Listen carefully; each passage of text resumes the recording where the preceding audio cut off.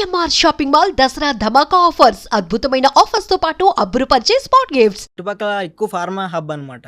మ్హూ. పైడి భీమవరం, శ్రీకాకుళం సైడ్ అంతా pharma hub. Okay. మాదేంటంటే డిగ్రీ, బీఎస్సీ, ఎంఎస్సీ చేసి ఫార్మా సైడ్ వెళ్ళడం అలవాటు. మ్. నాకు కొంచెం దూరం కదా అని చెప్పి సాఫ్ట్వేర్ సైడ్ వచ్చాను అనమాట. ఓకే.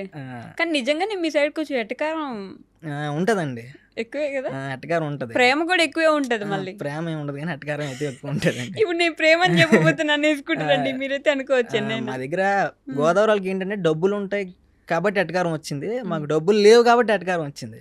మరి ఏం చేయాలి, ఖాళీగా కూర్చొని ఏదో అనాలి కదా అని చెప్పి అప్పట్లో మాకు ఉద్యోగాలు ఉండేవి కాదు, మన పక్కన ఫార్మా హబ్బులు కూడా లేవచ్చు కాదు, ఏదో అందాం అవతలని సరదాగా టైం పాస్ అవ్వడానికి అని చెప్పి. మీ నాన్నగారు ఏం చేస్తారు? మా నాన్నగారు చెప్పాను కదా, పురోహిత్ అండి. పురోహితుడా? ఓ సీరియస్లీ? నిజంగానే ఆర్థడాక్స్ ఫ్యామిలీ? అంతే, పద్ధతి గల కుటుంబం అని చెప్పాను కదా. పాపం అండి, ఎంత పద్ధతిగా పెంచుతాం అనుకున్నారు ఆయన. అదే సరే, నిజంగానే ఇంత మంచిగా జాబ్ తెచ్చుకున్నారు, మంచి ఇన్స్టాగ్రామ్ లో ఒక పేజ్ ఉంది ఇప్పుడు. అవునండి, గొప్పగా తయారయ్యారు కదా మీరు కూడా. అవునవును, చాలా గొప్పగా. ఏంటండి నవ్వుతారు? గొప్పగానే అయ్యాలండి, గొప్పగా. ఎంత గొప్పగా? అదే తెలియట్లేదు, మీరే చెప్పాలి ఎంత గొప్పగా అయ్యానన్నది. మంచి గొప్పగా తయారయ్యారండి, మంచి కొడుకుని కన్నారు మీరు. ఓకే, చెప్పండి, చూడండి ఒకసారి. చూడండి ఒకసారి అంట కాదు. అప్పుడు 8th, 9th, 10th నుంచి మేము స్టార్ట్ చేస్తే 8th, 9th నుంచి 8th క్లాస్ నుంచి ఏంటంటే చిన్నప్పటి నుంచి ఈ సినిమా ఫీల్డ్ అంటే ఇంట్రెస్ట్ అండి నాకు. యాక్టింగ్ బయట యాక్టింగ్ అంటే ఏంటంటే వీధి నాటకాలు వేసేవాళ్ళం మేము అప్పట్లోనే. అంటే వాడికి జోక్ చెప్తే నచ్చకపోతే నీకు నచ్చలేదు కదా అయితే ఆగని చెప్పి వాళ్ళ ఇంటి ముందే నాటకం వేసేవాడిని కావాలని. ఎవరికైతే నా జోక్ నచ్చలేదో వాళ్ళ ఇంటి ముందే పెద్ద స్టేజ్ వేసి, అంటే స్టేజ్ బలలేసి మా చుట్టుపక్కల ఉన్న బాక్సులు పెద్ద పెద్ద స్పీకర్లు పెట్టించి మా నాన్న జోబులో డబ్బులు కొట్టేసి ఒక 500 అన్నీ చేసి మా క్లాస్లో పుస్తకాల్లో పాటలు ఉండేవి. 8th క్లాస్లో తెలుగు పాటలు, అవి నాటకాల కింద వేసేవాడు అనమాట. అప్పటి నుంచే స్పూఫులు రాయడం అలవాటు. అది తీసుకొచ్చి వేరేగా డైలాగులు యాడ్ చేసి ఇప్పుడు ప్రెజెంట్ సినారియోకి చేస్తే ఎలా ఉంటుందని చెప్పి చేసేవాడిని అనమాట. స్టార్టింగ్ 1-2 సార్లు చూసారు, చిన్నపిల్లలు చేశారు కదా అని, తర్వాత దొబ్బేమన్నారు మా ఊర్లో వాళ్ళే. కాదు, ఈ మధ్యలో మీరు ఇంకోటి కూడా చెప్పారు, మీ నాన్నగారి జేబులోంచి 500 కొట్టేసి అని. తెలుసా ఆ విషయం? చాలాసార్లు తెలుసండి. ఇంక ఇలా ఆపట్లేదని ఆయన జోబులో పెట్టడం మానేశారు. ఆయన బీరువా తాళాలు ఎక్కడ ఉంటే కూడా మాకు తెలుసు కదా. బీరువా తాళాలు తెలుసు, జేబులో డబ్బులు ఎక్కడ ఉంటే తెలుసు, అమ్మ ఏ పప్పు బాక్స్ లో డబ్బులు పెడుతుందో తెలుసు, అన్నీ తెలుసు అండి. ఇప్పటికీ తీస్తుంటాను. సీరియస్లీ? కానమైతే అండి, అప్పుడప్పుడు తీస్తూ ఉండాలి. నేనే కాదు, ప్రతి అబ్బాయిలు తీస్తారు. అవునా? అందరూ తీస్తారు. అవునంట. అది తీయకపోతే ఎలాగండి, బడ్జెట్ మాకేం ₹1,00,000 శాలరీ కాదు కదా. ఇంత వయసు వచ్చి ఇంత శాలరీస్ వచ్చింది ఇప్పుడు కూడా? అప్పుడప్పుడు తీస్తూ ఉంటామండి. అలా తీస్తుంటేనే ఇంటికి అంతకు మంచిది. మంచిది. ఎన్విరాన్మెంట్ ఇప్పుడు ఏంటంటే డైరెక్ట్గా అడిగేస్తున్నాను, డబ్బులు కావాలి కొంచెం అని చెప్తే మా నాన్న ఇలా చీప్ లుక్ ఇచ్చి సరే తీసుకో అని చెప్పి ఇస్తారనమాట. చీప్ లుక్ ఇచ్చా? జాబ్ చేస్తున్నావు ఏంట్రా, అయినా నీ దగ్గర డబ్బులు లేవేంటి? అదే చెప్పాను కదా, జాబ్ ఏం పెద్ద ఐఏఎస్ జాబ్ కాదు, నార్మల్ జాబే అని అతను కూడా తెలుసు. అని ఏదో అలా నడుస్తుంది. మీకు ఎలా అండి ఐటీ జాబ్ వచ్చింది? అంటే నేను రాకూడదండి. ఏంటి అలా అడిగారు క్వశ్చన్? చదువుతానండి, పర్లేదు. మరి ఇంటర్ ఫెయిల్ కాదు, డిగ్రీ దాకా వచ్చాను. అంటే నేను ఆఫ్ క్యాంపస్ ట్రై చేశాను అనమాట.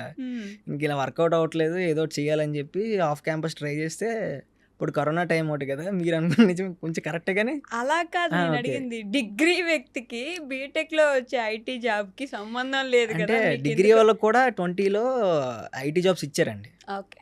డిగ్రీ చదివిన వాళ్ళందరికీ ఒక గ్రూప్ ఆఫ్ పీపుల్కి ఐటీ జాబ్స్ ఇచ్చారు. అప్పుడు వెనక నుంచి చాలా జరిగి తీసుకున్నారు కదా. అలాగే బ్యాక్ డోర్ కాదండి, ఫ్రంట్ డోరే, సింహద్వారం నుంచి వెళ్ళాను. సింహద్వారం నుంచి వెళ్ళారు. ఓకే. అంటే అప్పుడు ఐటీ బాగా భూమి ఉండేది 2020లో. మా అప్పుడే రిలీవ్ అయ్యాం. మాకు ఎగ్జామ్ అవ్వకముందే మాకు జాబ్ వచ్చింది. డిగ్రీ ఇంకా లాస్ట్ సెమిస్టర్ ఉందనగానే నాకు జాబ్ వచ్చింది అనమాట.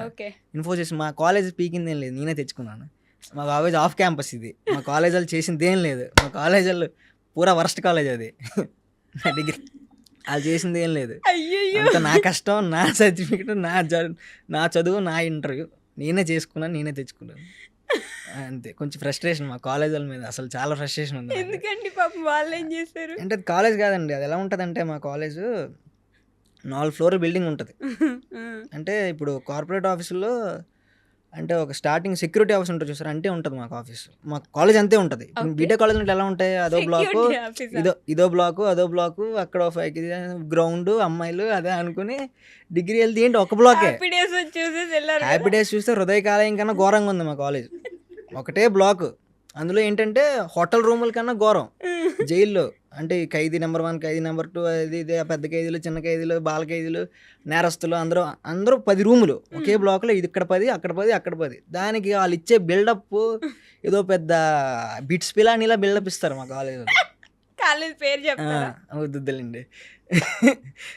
సర్టిఫికేట్ ఇంకా లేదు, సర్టిఫికేట్లని తెచ్చేసుకున్నాను. ఓకే, మీ దగ్గర ఏం లేవు, అన్ని సర్టిఫికేట్లు నా దగ్గర ఉన్నాయి. సర్టిఫికేట్లని తెచ్చేసుకున్నాను కాబట్టి ఇంత ధైర్యంగా మాట్లాడుతున్నాను నేను. కాలేజ్ పేరు చెప్పలేదు కదా. కాలేజ్ పేరు వద్దులేండి, వాళ్ళకి తెలిసిపోద్ది, మీకు విజయనగరంలో తెలుస్తుంది ఉంటుంది కాలేజ్. విజయనగరంలో ఉంటుంది. ఓకే. బిల్డప్ అయితే మాత్రం అంత ఎంత ఉండదు. అంటే ఎందుకంటే నేను ఎలా అన్నాను, మా కాలేజ్లో కంప్యూటర్స్ అనుకుంటాను, ఎవరికి వచ్చినా ఉద్యోగం నీకు మాత్రం రాదు అని చెప్పి నాకు గట్టిగా చెప్పారనమాట. అంటే నువ్వు ఎగ్జామ్ ల్యాబ్ సంతకంకి వెళ్తే నువ్వు అసలు ఏ సెమిస్టరు, ఏ క్లాసు, అసలు నువ్వు ఎవడమని అడిగాడు నన్ను. సార్ అదేంటి సార్ 3rd సెమిస్టర్ మీ క్లాసే సార్ అంటే, నేను చూడలేదు.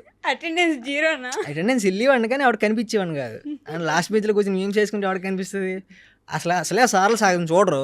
నేను అసలు కనిపించలేదు. ఏంటి సార్ నేను మీ కాలేజ్ చేశారంటే, నువ్వు మా కాలేజ్ కాదు, నేను ఎప్పుడు నిన్ను చూడలేదు, నీకు సంతకం పెట్టను అని చెప్పి ఒక రోజంతా ఏడిపించుకొని సంతకం లాస్ట్లో ఏదో పెట్టాడు అనమాట. తీరా తీసుకెళ్తే పక్క రోజే పకోడీ బండి కొట్లో ఉంటాయి ఆ ల్యాబ్లు అనమాట. వరస్ట్ అసలు పకోడీ కొట్లో ఉంటాయి అవి. దానికోసం పొద్దున్నీ సాయంత్రం దాకా ఇలా సార్ ప్లీజ్ సార్ పెట్టండి సార్ అంటే అతను ఓవర్ యాక్షన్ చేసి వాళ్ళు ఏదో బిట్స్ పిల్లల్ని ఫీల్ అయ్యేవారు, కానీ బయట నుంచి చూసిన వాళ్ళు తెలుస్తుంది కదా ఏ కాలేజ్ ఏంటి అన్నది. ఇప్పటికీ ఎందుకు జాయిన్ అయ్యారు ఆ కాలేజ్లో? మరి చెప్పాను కదా, బీటెక్ చాలా డ్రీమ్స్ చేసుకుని బీటెక్ అది ఇది బీటెక్ పొడి చేద్దాం. అప్పట్లో హ్యాపీ డేస్, ఆ తర్వాత నిఖిల్ సినిమా ఒకటి రిలీజ్ అయింది, దమ్ దరే అని పాట ఉంటుంది. ఆ పాట కిరాక్ పాటి ఇయర్ ఫోన్స్ పెట్టుకుని ఇలా ఉంటుంది అలా ఉంటుంది. దేవుడు అక్కడ తంతే మురికాలలో వచ్చి పడినట్టు అక్కడ తంతే తీసుకెళ్ళి ఈ కాలేజ్లో పడ్డాను అనమాట. 3 years చదువుకున్నారు, కొంచెం రెస్పెక్ట్ కూడా లేదా కాలేజ్ మీద? రెస్పెక్ట్ ఉందండి, రెస్పెక్ట్ లేకపోవడం లేదు, కానీ కొంచెం మారాలని చెప్తున్నాను. ప్రస్తుతం ఉన్న టెక్నాలజీ కొంచెం వాళ్ళు అడాప్ట్ అవ్వాలి. ఇంకా 1940s ఏంటి మీకు అమ్మాయిలు లేరు? అమ్మాయిల కోసం కూడా కాదు, వాళ్ళు ఏంటంటే ఎందుకులేండి ఇప్పుడు అవన్నీ. వాళ్ళు ఏంటంటే ఇంకా అలాగే చెప్తాను, కొట్టేవారండి డిగ్రీలో కొట్టినట్టు కొట్టేవారు. ఇంట్లో కొట్లు, కాలేజీలో తన్నులు తినడానికి బతికినట్టు బతికే మేము. ఆ మాత్రం ఫ్రెస్ట్రేషన్ ఉంటుంది, నాకే కాదు ఎవరికైనా ఫ్రెస్ట్రేషన్ ఉంటుంది. బీటెక్ కాలేజ్ మీరు మిమ్మల్ని ఎవరైనా కొట్టారా? అబ్బాయిలను కొట్టారా? పోనీ మిమ్మల్ని కొట్టలేదు, అమ్మాయిలు ఎవరు కొట్టరండి, కావాలంటే కాలేజ్ నుంచి బయట. మమ్మల్ని ఏంటంటే కర్రలు తీసుకొచ్చి 10th క్లాస్లో కూడా అలా కొట్టలేదు, కర్రలు తీసుకొచ్చి కొట్టేవారు ల్యాబ్ల ఎగ్జామ్లో. మరి ఏం చెప్పాలి, మేము డిగ్రీరా, మాకు 20 ఏళ్ళు ఉన్నారా అని చెప్పిన వచ్చే సమస్య లేదు వాళ్ళకి. కో ఎడ్యుకేషనే కానీ 2nd ఇయర్లో మా క్లాస్ అమ్మాయి పెళ్ళి అయిపోయి.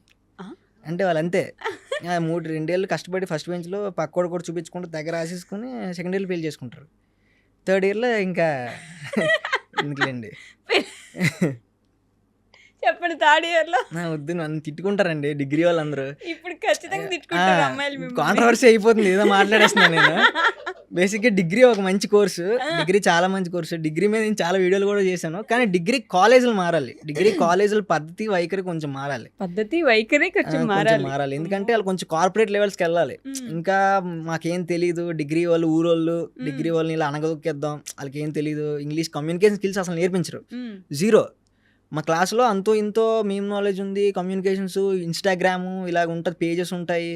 అప్పట్లో పేజెస్ అంతో ఇంతో కొంచెం ఇంగ్లీష్ వస్తుంది పేజెస్ నుంచి, వాళ్ళు ఇంగ్లీష్లోనే ఫాంట్స్ పెట్టి అన్నీ చేస్తుంటారు. అప్పట్లో ఏంటది సబ్స్టాన్స్ ఏదో పెదాలు వాడేవారు, నాకు కూడా ఏదో తెలియదు, చూపిస్తే అసలు అర్థమయ్యేవి కాదు. కమ్యూనికేషన్ స్కిల్స్ వాళ్ళు నేర్పించేవారు కాదనమాట. ఖచ్చితంగా వీళ్ళు చూస్తే చాలా ఫీల్ అయిపోతారు మా కాలేజ్ వాళ్ళు, ఏదో మాట్లాడేస్తున్నారు. కంప్లీట్ బ్యాక్ కన్నా బ్యాక్ కంప్లీట్ బ్యాక్, గోడ వెనకాల కూర్చుని వాళ్ళ బ్యాక్ గోడకి బెంచ్కి మధ్యలో చిన్న కన్నం ఉంటే అక్కడ కూర్చుని వాళ్ళం. అక్కడ కూర్చొని తినడం అంతే. గోడకి బెంచ్కి మధ్యలో కన్నా ఖాళీ ఉంటది కదా, అక్కడ ఎవరు కనిపించకుండా అక్కడ కూర్చోవడం, అక్కడ తినడం. అంటే లాస్ట్ వరకు సార్లు రారు, వస్తే కొట్టేస్తారు. కమ్యూనికేషన్ స్కిల్స్, ఫస్ట్ బెంచర్లు కూడా ఏం రాదండి, నేను చెప్పేది అదే. ఫస్ట్ బెంచర్లు రాయమంటే చదివి పుస్తకం అంతా రాసేస్తారు. పుస్తకం